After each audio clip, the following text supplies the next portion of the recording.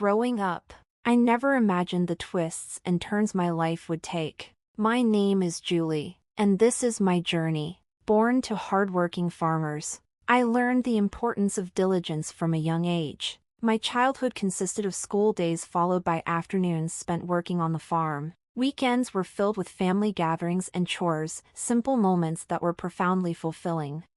Graduating from high school marked a pivotal change in my life's path. My parents, always hopeful for my future, encouraged me to seek higher education. "Julie," my father said one evening during dinner, "your mother and I believe you should experience more than just farm life. You should consider college." Their encouragement opened a new chapter for me, leading me to a bustling city that felt like an entirely different world compared to the quiet rhythm of rural life. College was not just about academics. It introduced me to a diverse array of individuals, each with bold ambitions and unique stories. It was there I met Terry, a charismatic guy who viewed life as a grand adventure. Unlike the farm boys I knew, Terry dreamed of escaping the grind of hard work, envisioning a life filled with leisure and enjoyment. I found his perspective invigorating, and soon we became inseparable. Our relationship blossomed quickly, and discussions about marriage soon followed. When I shared the news with my parents, they were supportive but cautious. They insisted on meeting Terry, wanting to understand the man who had captured my heart. Although my father had his reservations, I brushed them aside, blinded by love and the excitement of new beginnings. With my parents' generosity, Terry and I celebrated a beautiful wedding, and they helped us settle into an apartment in the city. "We want you to start on solid ground," my mother said, her eyes glistening with tears as I embraced them, promising to make them proud. The early years of our marriage felt idyllic. Terry and I built our lives together in the city, embracing our newfound routine. However, as time passed, subtle signs of discontent began to surface. Terry frequently voiced his disdain for visiting my parents' farm, complaining about the chores and the rural sense. I dismissed these remarks, attributing them to his urban upbringing.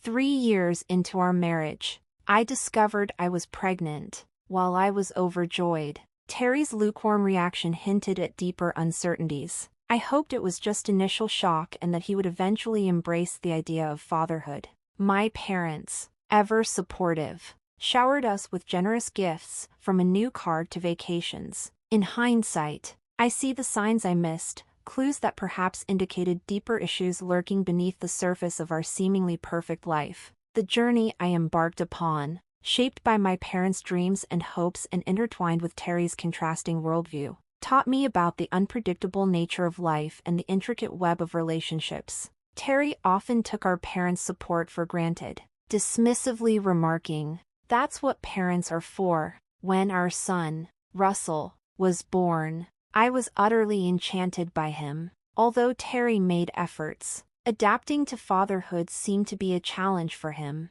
He frequently grew frustrated during Russell's nighttime cries, exclaiming, "Can't you keep him quiet? Some of us have to work in the morning." I tried to maintain the peace, reminding myself that we were both still learning how to navigate parenthood.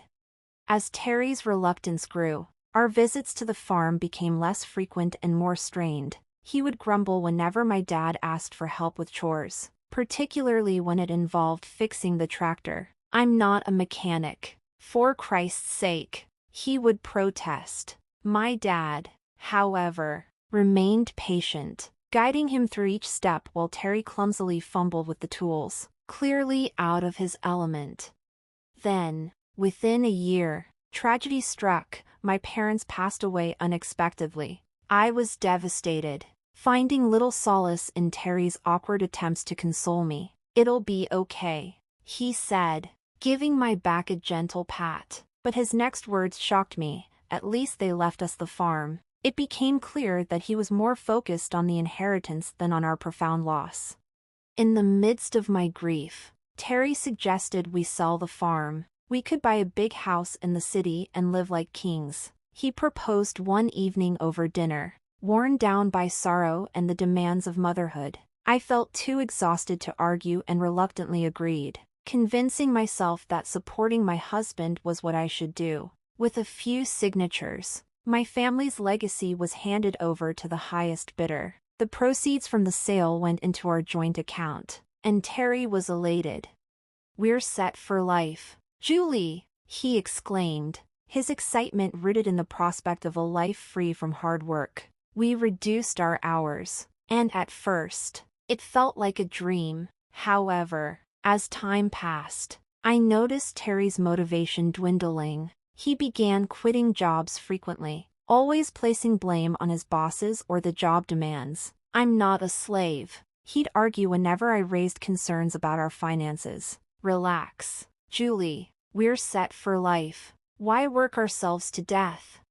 As Russell grew up, graduated from high school and college, and began his own life, I felt both proud and a bit lonely without him around. One day, while reading the newspaper, I came across an article about a successful concrete production plant owned by Terry's uncle Willie. Excited, I called out to Terry, "Did you see this article about your Uncle Willie?" His reaction was immediate and harsh. "I don't want to hear about that old tyrant," he snapped. I knew the story, or at least Terry's version, of how his parents had died, leaving him with complicated feelings about his extended family. As I looked at him, it struck me how much of our lives had been shaped by his perspective and how much I had compromised over the years to accommodate his desires. It made me reflect on the true cost of the choices we had made together. Terry was just a boy when he lost his parents, and his uncle Willie took him in. Over the years, he had painted Willie as a domineering figure who pushed him into the family business without considering his nephew's dreams. He never listened to what I wanted, Terry had confided to me long ago. It was always about what he thought was best, so I left to carve out my own path.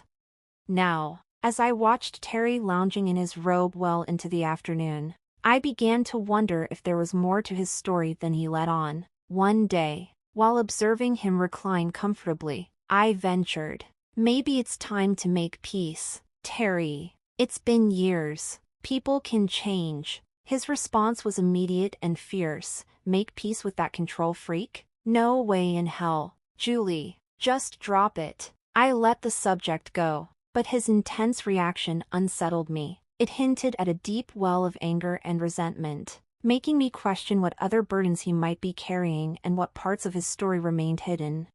One quiet Sunday, I overheard Terry on the phone. "I'm not interested in his life, and it doesn't concern me," he snapped before hanging up. My curiosity piqued. I asked, "Who was that, honey?" His expression was blank as he replied, "Hospital. My uncle's sick. If he kicks the bucket, at least I'll finally get something out of him." I was taken aback by Terry's callousness. "Terry, that's a terrible thing to say. He raised you." "Yeah, and made my life hell," he retorted, settling back into the couch with the TV remote. As I watched him, something inside me snapped. This wasn't the man I had married. This wasn't the person I thought I knew. Without a word, I went to our room and called our son, Russell. "Hey, sweetie," I greeted him. "How would you feel about meeting your great uncle?" Russell sounded surprised but agreed. An hour later, we found ourselves at the hospital, my heart racing as we entered the intensive care unit. The room was filled with the quiet beeping of machines and soft murmurs. There, small and frail in his hospital bed, surrounded by monitors, lay Uncle Willie. He was nothing like the tyrant Terry had described. When we introduced ourselves, his eyes welled with tears. "Julie, Russell," he said, his voice weak yet warm. "Oh, I've wanted to meet you for so long." During our visit, Willie shared his perspective on the past. He recounted how he took Terry in after his parents' death and raised him as his own. "I love that boy," Willie said, his voice cracking. "I wanted him to have everything, to continue the family business, to lead a good life. But Terry had other plans," he continued. "He didn't want the responsibility." Willie's voice turned somber as he added, He didn't want to work hard like I did, staying up nights worrying about the business. My heart sank as I listened. Willie's portrayal struck uncomfortably close to home. Terry demanded I sell the business. Willie lamented, shaking his head. He wanted me to set him up with a monthly allowance, an apartment, a car. He said I owed him a carefree life. As I absorbed Willie's words, I began to realize how much of Terry's character had been hidden from me, obscured by his narratives and resentments. The shock on Russell's face mirrored my own disbelief at Uncle Willie's revelations. "That's not how life works," Willie continued, disappointment etched in his voice. He explained how he had pleaded with Terry to stay and learn the business, but Terry had refused, arrogantly claiming he would marry rich and never have to work a day in his life. As I sat in that hospital room, listening to Willie, memories from the past decade began to resurface, piecing together a clearer picture. Terry had always opted for part-time jobs, frequently called in sick, and took excessive days off. I had excused his behavior as stress or his desire for freedom, but the painful truth was now glaringly obvious. He had often said, "Life is for pleasure, Julie. Why should we kill ourselves working?" A wave of nausea washed over me as I realized he hadn't married me for love but for the financial security he thought my family could provide. I was merely the wealthy bride he had bragged about to his uncle. Tears welled in my eyes as I grappled with the profound deception at the core of our life together, our marriage, our family. Everything had been built on a lie. Uncle Willie, sensing my distress, apologized. "I'm so sorry," he said, his voice frail. "I wanted to leave something for you and Russell, but I can't." "It's okay," I reassured him, squeezing his hand gently. Willie grew increasingly agitated as he spoke of his unfinished plans and a project that could have been transformative had he had more time. Suddenly, he grimaced in pain, and the machines around him beeped alarmingly. A nurse rushed in, urging us to leave. A few days later, Uncle Willie passed away. When I broke the news to Terry, his reaction chilled me to the bone. "Finally!" he exclaimed, a grin spreading across his face. "Took the old bastard long enough." I stared at him in disgust. "Terry, he was your uncle. He raised you." "Yeah, so when's the funeral? Do we have to go to that?" he dismissed flippantly. In the end, Terry didn't attend the funeral. Russell and I organized a small, dignified service, one I hoped would have made Uncle Willie proud. Meanwhile, Terry stayed home, eagerly discussing the inheritance. "The factory's got to be worth at least $20 million, he boasted on the phone. "Can you believe it? I'm rich." Watching him celebrate filled me with revulsion. Things quickly deteriorated further. One evening, Terry coldly remarked, "You know, Julie, you're getting kind of old for me. I think I'm ready for an upgrade." His words felt like a slap. I stood there, stunned. "Excuse me?" I managed to say. He shrugged, unashamed. "You heard me." That blunt cruelty was the last straw, revealing the full extent of the stranger he had become, or perhaps had always been. The man I married, the partner I thought I knew, was merely a facade. Faced with this harsh reality, I had to decide what to do next in this unexpected chapter of my life. As the weeks passed, Terry's behavior grew increasingly troubling. He would return home in the early hours, reeking of alcohol and perfume, often with lipstick stains on his collar. Each time I confronted him, he'd dismiss me with a sharp, "Mind your own business. You should be grateful I come home at all." Lying awake at night, listening to Terry stumble in, I realized I couldn't continue living this way. I deserved better, but I also needed to uncover the truth about Terry, our finances, and the life we had thought we built together. One morning, after another night of Terry returning at dawn, I confronted him. "Where were you?" I asked, my voice trembling with anger and pain. He glared at me, his bloodshot eyes narrowing. "None of your damn business. Julie, You should be grateful I come back at all." His words stung. Grateful? Is that what you think our marriage is? I asked, stunned by his callousness. He ignored my question, instead eyeing me calculatingly. "So, how much is left from your parents' inheritance? We must have some savings, right?" His abrupt change of subject caught me off guard. "Terry, we've spent it all. The accounts are empty," I replied, my voice faltering. His face contorted into an ugly sneer. "Empty? You've got to be kidding me." He paced the room, muttering to himself before turning back to me with a cold expression. "Well, I guess that's it then. I'm done here, done with you." Before I could respond, the front door swung open, and Russell walked in, his eyes widening as he took in the scene. Terry's demeanor shifted instantly. He plastered on a fake smile and approached our son. "Russell, my boy, just the person I wanted to see. I need you to sign something for me," he said, pulling out a document. "It's just a formality. You're renouncing any claim to Uncle Willie's estate. Since there's no will, it all comes to me anyway." Russ looked at me, confusion in his eyes. After I nodded, he signed the document without hesitation. Terry's grin was triumphant as he snatched it back. Then, as if a switch had flipped, he turned back to me. "All pretense gone. I want a divorce," he announced, his voice cold and flat. "I never loved you, Julie. I just tolerated you for your parents' money. But now I'm rich. I don't need you anymore."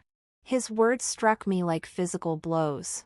"I'm moving to Uncle Willie's house," Terry continued, already pulling out a suitcase. "Don't try to contact me. It's over."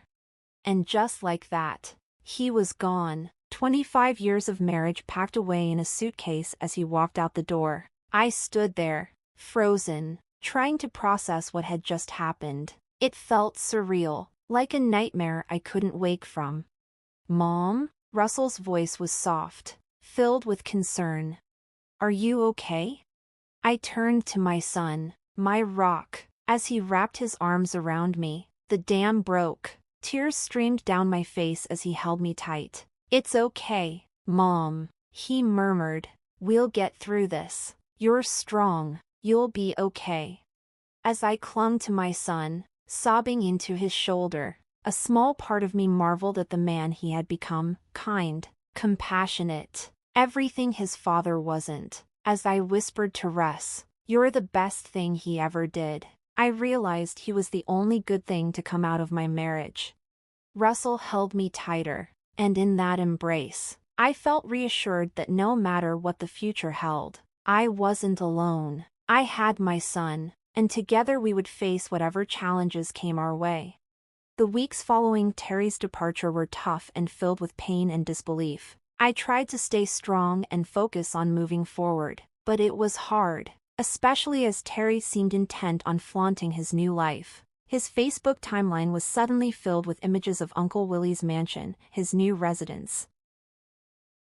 I tried to ignore it and focus on my healing, but the photos took a new turn. A young blonde woman began appearing beside him, barely older than Russell. In one particularly jarring post, Terry had his arm around her, both grinning at the camera with the caption, "Meet my fiancée, Denise. Upgrade complete." The calls started pouring and almost immediately, friends, acquaintances, and even Russell's old-school teachers were all asking questions I couldn't or didn't want to answer.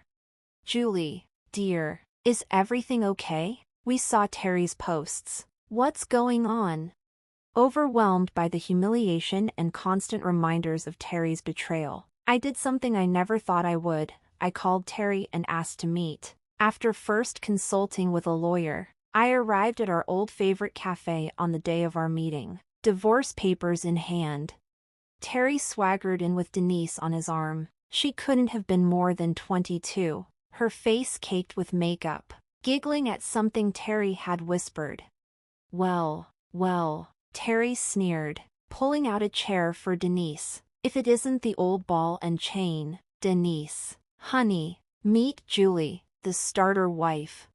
Denise's pitying glance was infuriating, but I maintained my composure. I have the divorce papers here, I said, sliding them across the table. I'm not asking for much. Just the house. You can keep everything else. To my surprise, Terry picked up the pen without argument. Fine. Have your little house. I've got bigger and better things now, he declared, hastily scrawling his signature. He then turned to Denise, his voice dripping with saccharine sweetness. Now I can finally be with someone I truly love. Someone worthy of me. As I collected the papers, my hands trembled slightly. I walked out of the cafe, hearing Terry's mocking laughter but refusing to look back. I had what I came for. The next day, I filed the divorce papers with the court clerk, feeling a weight lift from my shoulders. For the first time in months, I felt like I could breathe again. Life has a way of delivering justice in unexpected forms. For me, it came through a headline splashed across the local newspaper: "Local business tycoon's empire crumbles. Nephew left with massive debt." It turned out Uncle Willie had taken out a huge loan just before his death, hoping to expand the business. He had mentioned a new project during our hospital visit, but Russell and I hadn't grasped the full implications at the time. Now, the reality was starkly clear. I watched from a distance as Terry's new life unraveled. He sold the factory, the mansion, the cars, everything. Yet he was still left with nearly $1 million in debt. The icing on the cake? His young bride, Denise, packed her bags and left the moment she realized Terry was far from the wealthy man she had claimed to be. I'd be lying if I said there wasn't a twinge of satisfaction. Karma, it seemed, had finally caught up with Terry. Then, on a rainy evening, there was a knock at my door. When I opened it, I found Terry standing there, a shadow of the smug wealthy man who had left me months earlier. He was disheveled, his eyes red and desperate. "Julie," he said, his voice cracking, "I've been such a fool. I see that now. Please, can we talk?" Against my better judgment, I let him in. For the next hour, I listened as Terry poured out his regrets. He told me how he had lost everything and realized what truly mattered. "I was wrong, Julie," he confessed, his eyes pleading. "So wrong. But I see now that you were the only one who ever truly cared for me, the only one I've ever really loved." Then, to my utter disbelief, Terry got down on one knee and pulled out a small velvet box. "Julie, please give me another chance. Marry me again. Together, we can overcome anything." For a moment, I was speechless. Then I did something that surprised even myself. I laughed. It started as a small chuckle and grew into full-blown tears streaming down my face. "What's so funny?" Terry demanded, his face falling. When I finally caught my breath, I looked him straight in the eye. "Oh, Terry, did you really think it would be that easy? That you could treat me like garbage, throw me away, and then come crawling back when things got tough?" His expression darkened. "Now listen here," he snarled, jumping to his feet. "This is my house too. I have rights." I calmly walked to the drawer where I kept our divorce papers, pulling them out and showing him his signature. "No, Terry, you don't. You signed away any claim to this house. It's mine now. Get out, or I'll call the cops." For a moment, I thought he might try to argue further, but the realization that he had no legal standing seemed to sink in. Terry stared at the divorce papers, then at me, and finally, with a scowl, he turned and left. As I closed the door behind him, watching him disappear into the rainy night, I felt a sense of closure. The chapter of my life that included Terry was finally and decisively closed. It was time to move forward, with my son by my side and a future to rebuild. Once he was gone, I immediately called Russell to tell him everything. My son was supportive. "As always, you did the right thing, Mom," he assured me. "I'm proud of you." His words bolstered my spirits more than he could possibly know. In the weeks that followed, I faced some significant decisions. The house, filled with a mix of cherished and painful memories, suddenly felt too large for just me. So, I chose to sell it, using the proceeds to purchase a cozy apartment in a lively neighborhood I had always admired. At 55, I found myself embarking on a new chapter in life, one that was truly my own. I began traveling to places Terry and I had once talked about visiting but never did. I took up painting, something I had always wanted to try, joined a local book club, and even started salsa dancing. These new activities brought fresh joy and vibrancy to my days. Every now and then, I'd catch a glimpse of Terry around town. Time hadn't been kind to him. He looked older, clearly worn down by his mistakes and the rough turns his life had taken. Observing him, I felt a sense of closure and relief that my own life had taken a different path. Life hadn't unfolded as I'd once imagined, but looking back, I wouldn't have it any other way. Now, for the first time in many years, I felt truly, completely, and happily myself. I embraced each new day with enthusiasm, grateful for the freedom to live life on my own terms and the peace that came with knowing I had made the right decisions for myself.